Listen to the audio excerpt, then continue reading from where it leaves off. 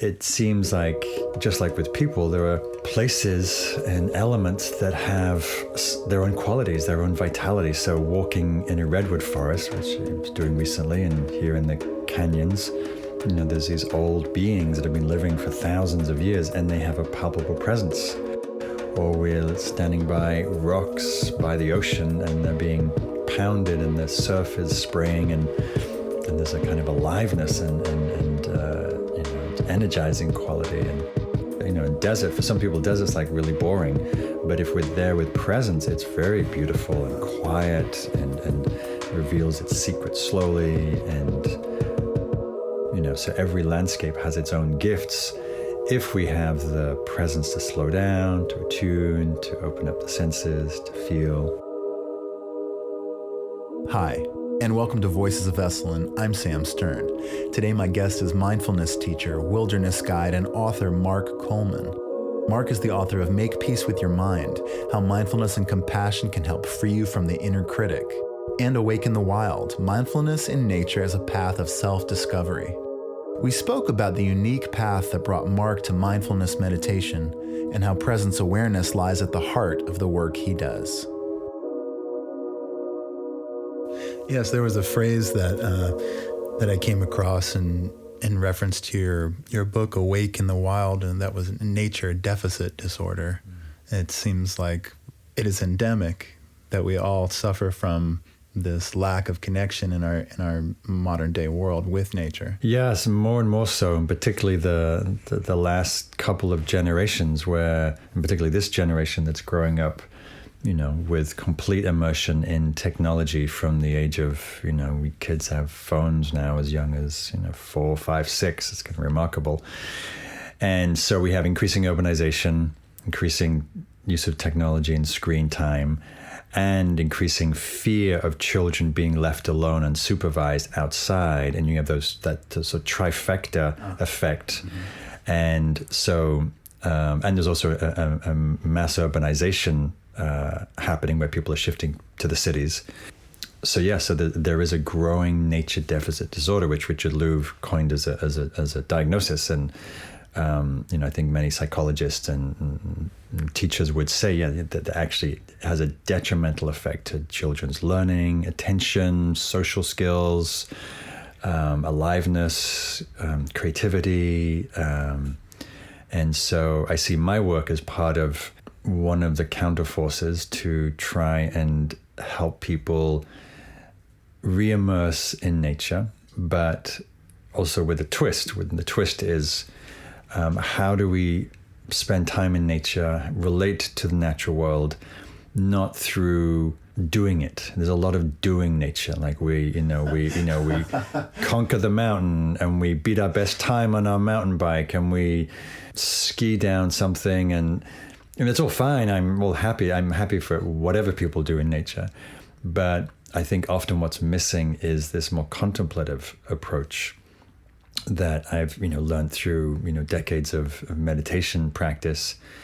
And what I see lacking is people often don't know how to be in nature, right? Either don't know how to be there without phones and photographing everything, or talking and just missing everything because we're lost in conversation, or we're so mentally, obsessed. We're so, preoccupied with our thoughts and worries and plans that even if we are there without people or devices, we're still hardly there because we're just thinking the whole time. And so the point of my nature-based contemplative work is, how do we also work with the mind and cultivate attention and presence and mindfulness, so we can actually really be present and really receive what's there, So here I am teaching at Esalen and integrating these two, right? Helping people cultivate mindfulness, awareness, and present moment attention. And then we shift from indoors to outdoors, and we take that attention, that awareness, to the sublime beauty here, the ocean, the skies, the flowers, the birds. And people are profoundly impacted because there's a different quality of attention, right? We're not trying to, have an experience or photograph it or, just notice it incidentally and then get back to our phone or book or whatever, but actually really immerse and let that experience saturate and feed us and teach us. I've thought a lot about the nature of Big Sur, because it is so sublime, as you said, and just sort of, I'm thinking out loud here, but just sort of wondering, is all nature created equal? Does some nature give more access to the sense of wonder because of the aesthetic qualities of it? Because to me, I would think, if we're coming at this from some egalitarian point of view, some rutted, ugly, brown, muddy path would be as equal as going into this hallowed redwood canyon, but it seems somehow easier here. Yeah. I think ultimately it can be equal, but the equality comes from the quality of presence. That when we're in presence, awareness, then a brown muddy puddle can be beautiful, or a brown field that's toasted in the sun in October in California, and it seems like, just like with people, there are places and elements that have their own qualities, their own vitality. So walking in a redwood forest, which I was doing recently, and here in the canyons, there's these old beings that have been living for thousands of years, and they have a palpable presence.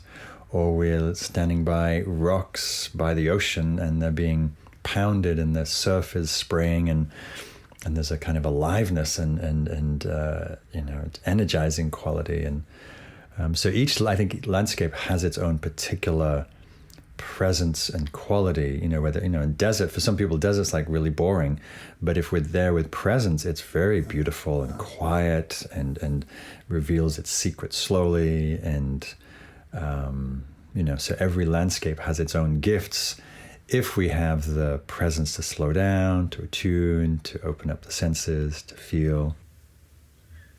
So what is it like for you, as someone who values nature so deeply, finds it as a source of refuge, to deal with the reports that we see about ecological disaster, what climate change will be like in the next 20 years, how political leaders and certain countries are selling off rainforests?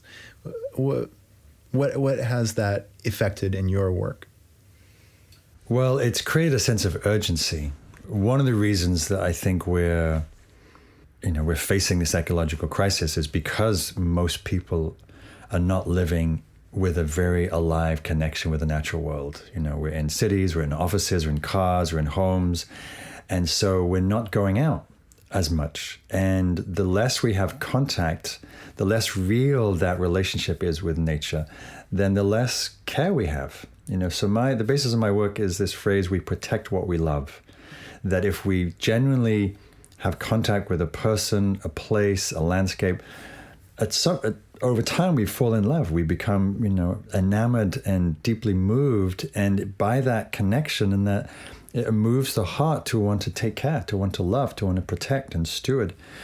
And so my wish for my work is that I'm able to bring as many people as I can into a very deep, immersive experience with nature, so they fall in love and they are motivated to step up and to steward, to clean up their own carbon footprint, to raise hell with their Congress people, to engage in some way. And I'm now in the process of training teachers to lead that nature meditation work, because I want to grow the field as large as possible, particularly with youth and underserved communities, and helping everybody get out there, leaders, business leaders, to be moved and to want to engage and act. And so I feel tremendous imperative, because we're facing this ecological catastrophe. We're walking towards a cliff, and there's still not the political will to really scale what we need to do. We have the technology, we have the solutions, and they need, scaling and commitment. And, there's possibility of not, getting to 2 degrees raise in temperatures, for example, if there was a massive global waking up, and political and business world. And, it's growing because the climate crisis is growing and people are seeing not just an ecological crisis, but it's an economic crisis. It'll be a political crisis. It'll be a social crisis. And the cost will be, unimaginable.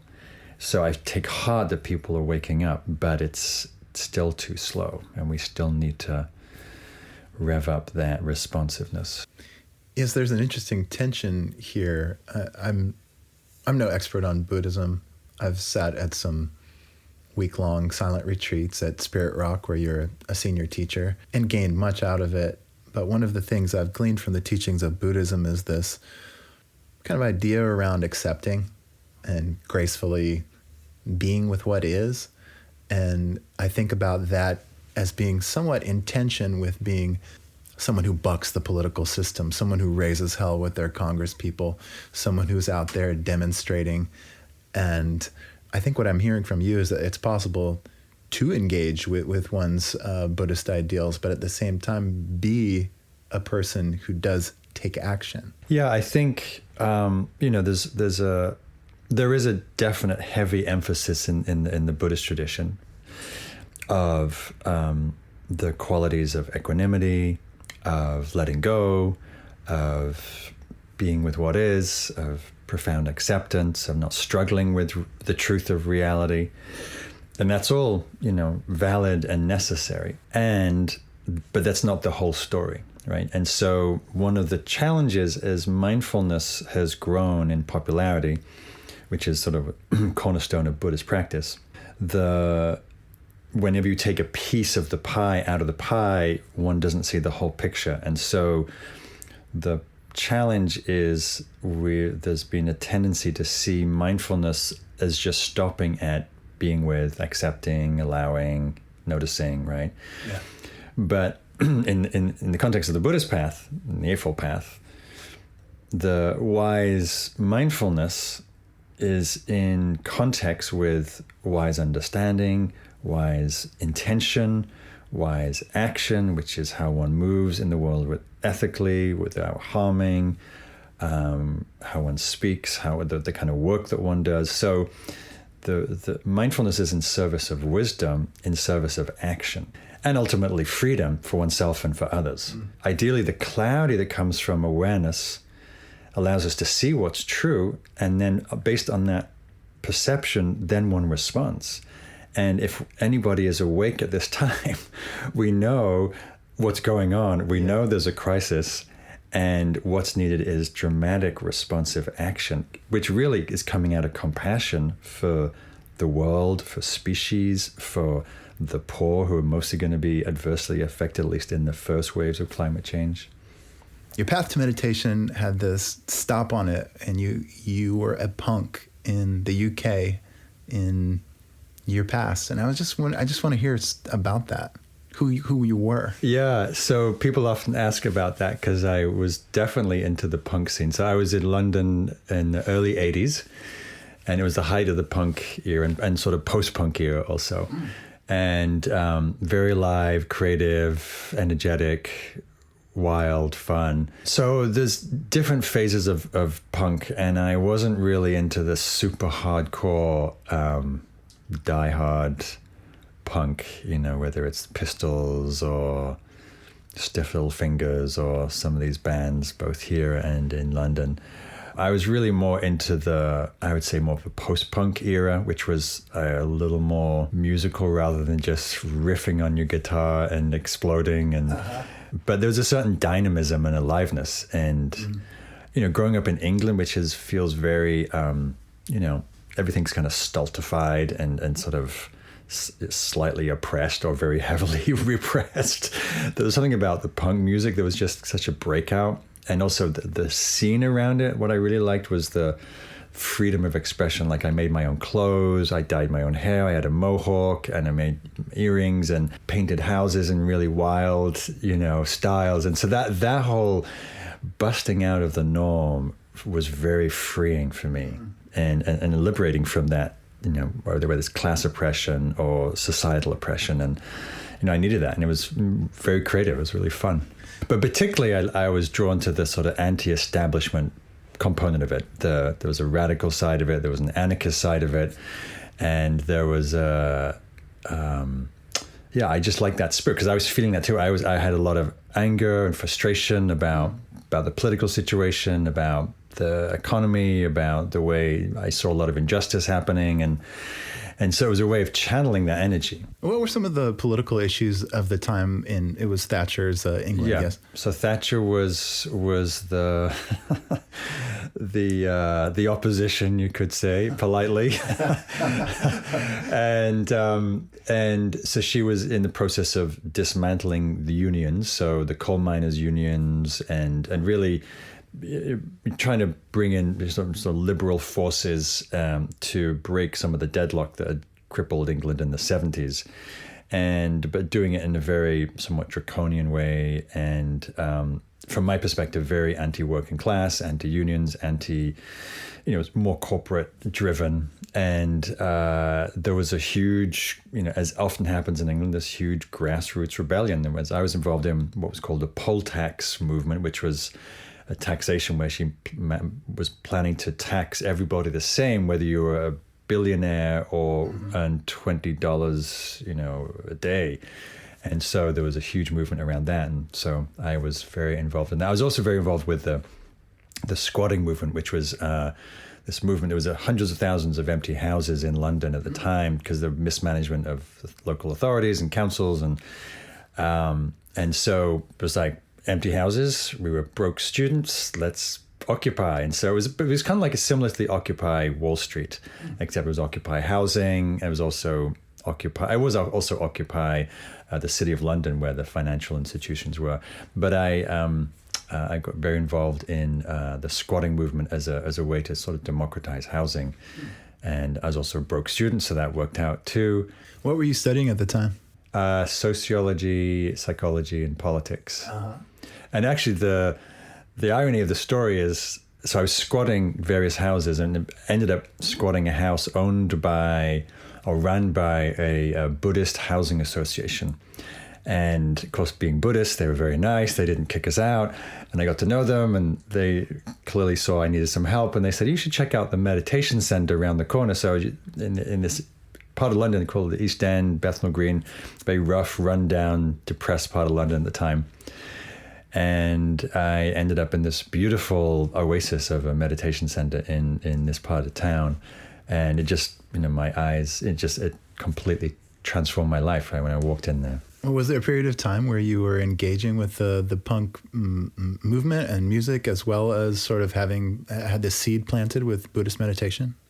Yeah, there was definitely a transition. It was my second year in college, and it was challenging because I both was feeling really drawn to this, both inner cultivation of mind and heart, and at the same time, my friends and my work life were sort of centered around, basically smashing the establishment, and the Dharma teachings are really about smashing anything that's what Buddhism they call the defilements, really, the obstructions of mind and heart that cause us suffering. So one's very out of focus, thinking the problem's outside, and one's saying, look, no, actually the root of all of our suffering is in our own mind and reactivity, and that's what we're actually trying to undermine. So there was definitely some tension, and I eventually found myself leaning more towards the inner life and contemplation, and realized because of my own suffering that I need to do that work for myself. How much of it do you think personally for you was about internal suffering versus the external rebellion towards forces such as the political issues of the time? I think it's hard to separate. I think for myself, definitely the internal pain and frustration and anger that was really coming towards myself got redirected out. And at the same time, that seeing the dysfunction of society at the time, and institutions that felt like weren't serving people, especially the poor, I think it was a way of generalizing the personal suffering, right? Different forces, different causes, ultimately probably all having the same root cause, which is our own greed and, hatred and ignorance. And so now I see them very much one of a piece. But at the time I felt like I had to leave that outer demonstration and work with my own mind, because I felt like I was just adding to the mess and the confusion and the suffering, the reactivity, because I wasn't really that, skillful or wise. One thing that's very interesting about your work in terms of how it relates to your story is when I think about punk, I think about urbanization for the most part, but nature is so important to you. I was wondering if you could speak a bit about how that change happened for you. Yeah. So I was in London at the time, and I ended up dropping out of college, finding Buddhist path, moving into a Buddhist center in the country. And it was really my first time. I mean, I'd grown up on the edges of farmland and was not far from the coast, but I wasn't really in nature. And then when I discovered this center that I lived in for a few years in the middle of farming community and in Norfolk and beautiful countryside, the dovetailing of meditation and nature really went together. And it was like, I was like waking up to nature, waking up to meditation, waking up to myself, waking up to the possibility of being not so embroiled in one's mind and suffering. And so, I haven't really thought about it in that way, but there was something very potent about seeing how nature was a similar support for the mind and the heart and the nervous system to open, to relax, to become present. Nature allures our attention, and that was very obvious for me back then. Growing up being in college in East London, I didn't want to be that present because it was kind of grotty and run down and concrete and kind of depressed. And it wasn't very inviting to be present for. Whereas when I was out in the country, it was like, oh, of course I want to be here for spring and the icicles in winter and the storms of summer and whatnot. Change. So when you hear the words EPA or Scott Pruitt or Ryan Zinke, do you experience anger at seeing like ecological rollbacks? Or can you take me through your personal sort of experience of infuriating ecological news? Yeah, it's a process and it's complex. With this new administration, I originally felt, outrage, horror, fear, terror. The old punk sensation. Right. Anger. Right. And that's, I think if one cares about something and there's political will to do things that will harm it, like mining and, oil development and, reducing the size of national parks, etc. Then I felt outraged and shocked actually that was so blatant and just unapologetic. But I also do take some solace or refuge in my practice in that I also know that that's human nature, right? That our human nature in its current form as a species is not that evolved. It's driven by forces of greed, of ignorance, of hatred.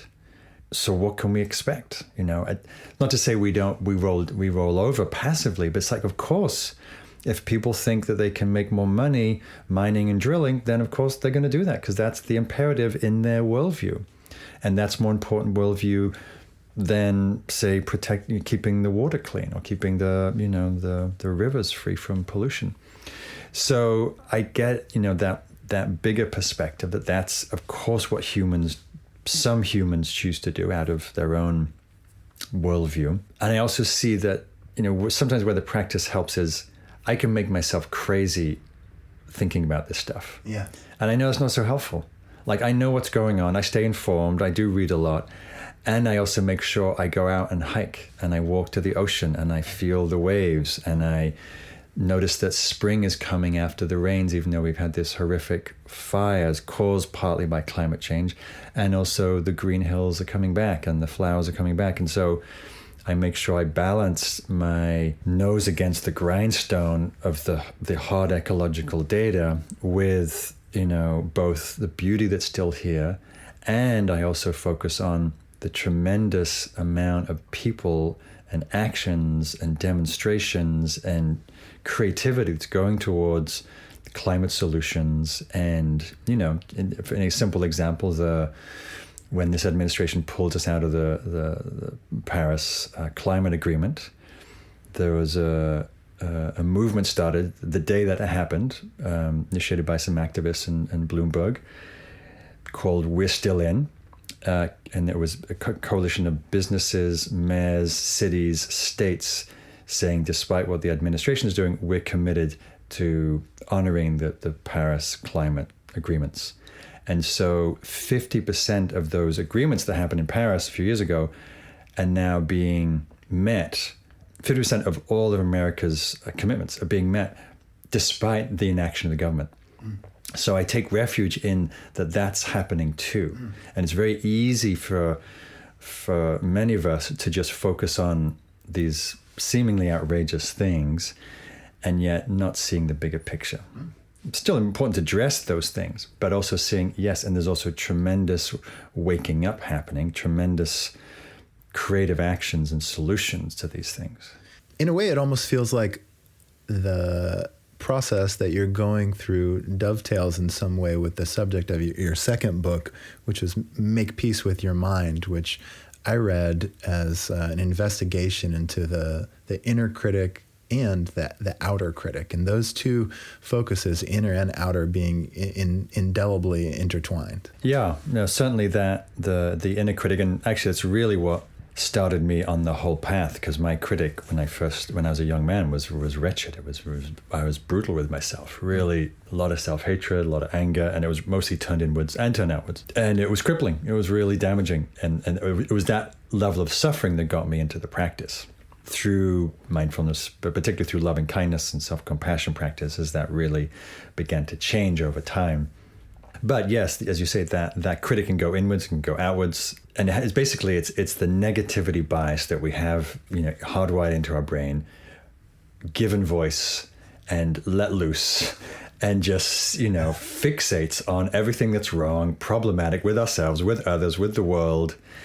And when we live in that worldview, we see the world very negatively, and it doesn't help ourselves. It doesn't actually motivate us to act, and it's not the basis for the clarity that we need to really engage well. And it leads to a very distorted perception and reduced well-being.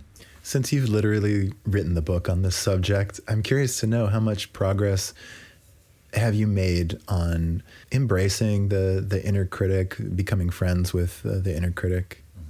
Yeah, so I don't so much put it in that framework of making friends with the critic. Some people do, and I think that's a fine way of, sort of disarming the enemy, as it were.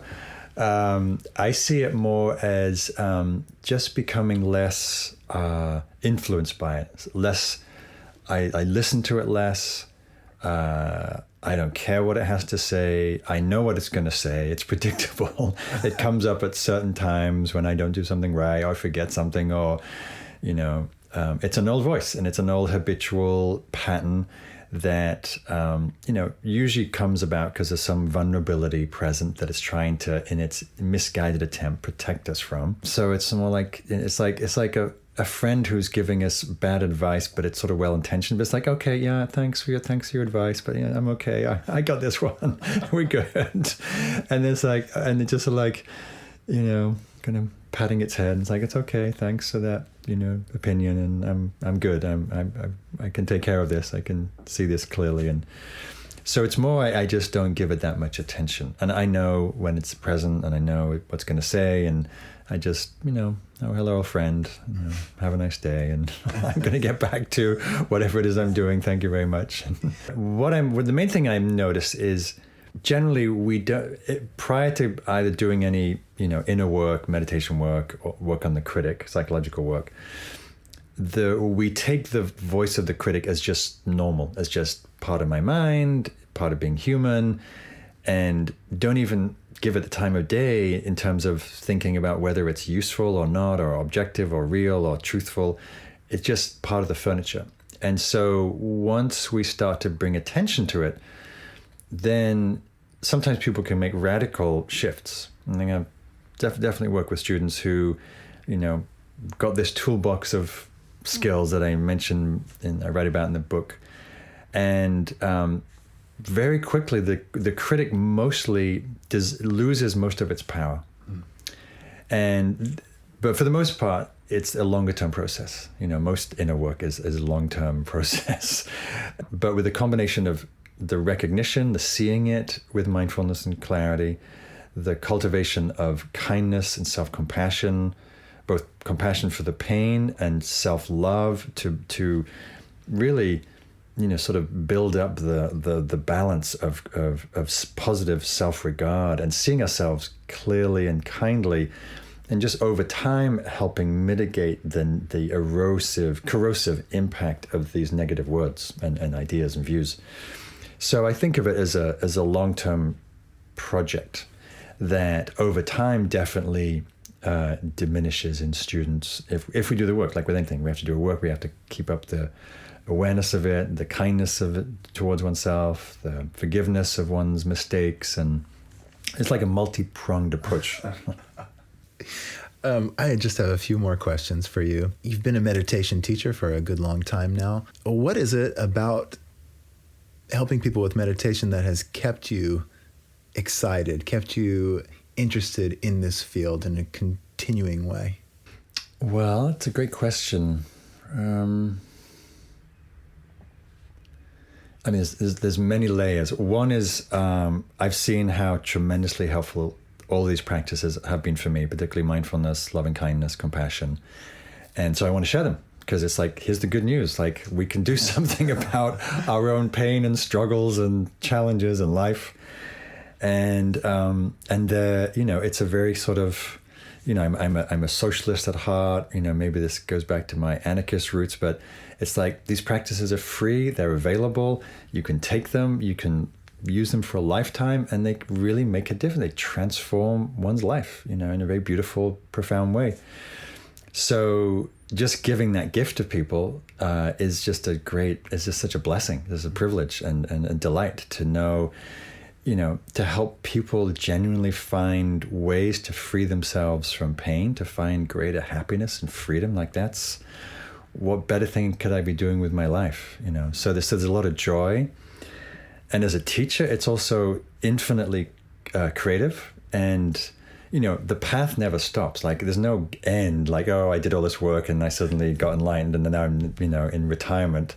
No, it's like it continually is organic and it moves, and I learn things and I study with teachers and things shift in my own understanding and practice. And so there's a delight in feeling that dynamism in one's work. And then, of course, with the nature work, I just want people to know how profoundly moving it can be to be in nature with this contemplative awareness, and how transformative and healing and joyful and delightful it is. It's like, I can't think of anything more beautiful than being in nature with this presence. Do you worry at all about future generations and their access to technology? Like, for instance, I think there's a new kind of cool thing happening with virtual reality headsets where people can put on these new pieces of technology, this apparatus, and suddenly they're transported into some calming landscape with sweet music or something like that. I don't know. Do you have any opinion around that? Well, I did some for the New York Times. It was a they have a virtual reality app, meditation app, and different landscapes, and I was doing some meditations over the video. And these days the most common doorway for people to access meditation is through technology. Meditation apps Calm has 20 million users. Insight Timer has 4 to 5 million users. So there's probably more people accessing meditation now through their phones than through any place like Esalen or Spirit Rock or wherever I teach. So that's just the reality. And it's like, how great, you can either, get lost on your phone, or you can actually get conscious with your phone. So, it's part of the landscape. And most meditation teachers I know are embracing it, and contributing to apps and guided meditations and all kinds of things that really speak to people. I think the pace of life we live at, most people aren't going to go to a meditation center for a week or a month or a year and meditate for an hour at a time. It's just not what most people are going to do. But they might meditate for 5 minutes a day, or their kids might meditate with them for 2 minutes a day, or they might do a 20-minute meditation with an app at lunchtime.